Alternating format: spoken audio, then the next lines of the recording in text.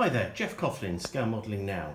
I thought you'd really like to see this new release from Revell. It's the Booker BU131D in 32nd scale, and really lovely to see this kit. Again, in fact, because it was originally tooled and released by ICM, but what an opportunity to have a 32nd scale Booker.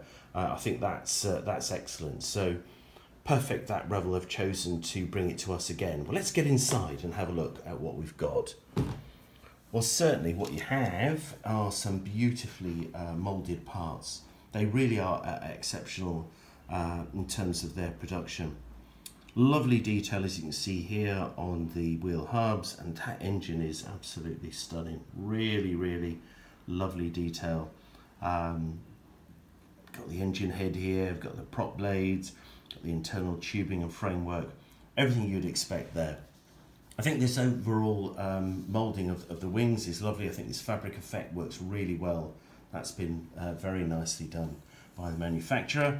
And then we'll bring in our other sprue just over here. Let's check this out. So what have we got? Again, main wings, the fuselage, again, really, really well produced. Nice touch this, that we have separate rudder, we have separate control surfaces. So that's certainly going to add a little bit more interest. And what really amounts to a really straightforward kit. I can't see any great issues or problems with this particular model at all. The clear parts, just have a quick look at those. You can see them just over here. You've just got the windscreen and the instrument panel, which is nice because it means that when you get onto the decals, you can see here that you've got the instrument faces as decals, which is great. All the decals look to be extremely good quality, which again is terrific. Neat touch this, they provided the belts as well painted representations on the decal sheet.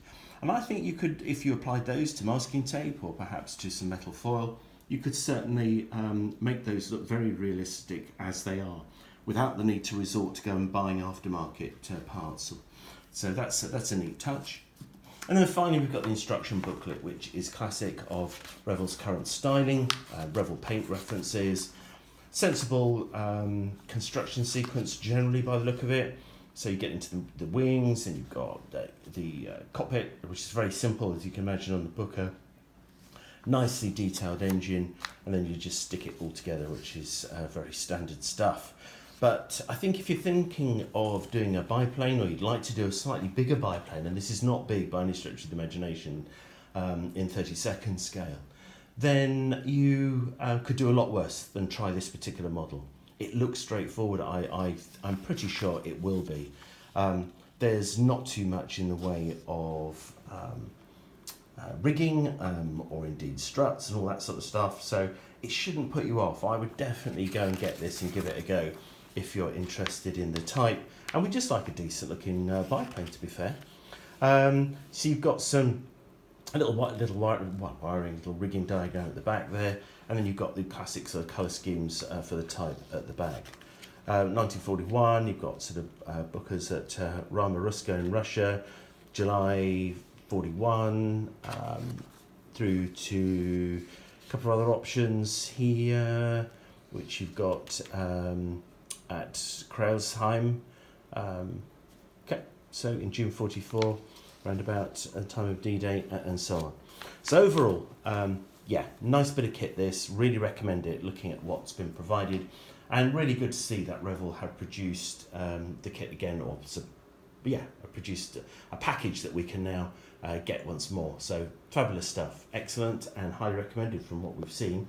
Oh, and follow the build in Scale Modelling Now. We'll get on and build this one in due course, so just stay with it, and we'll be back for the build in due course.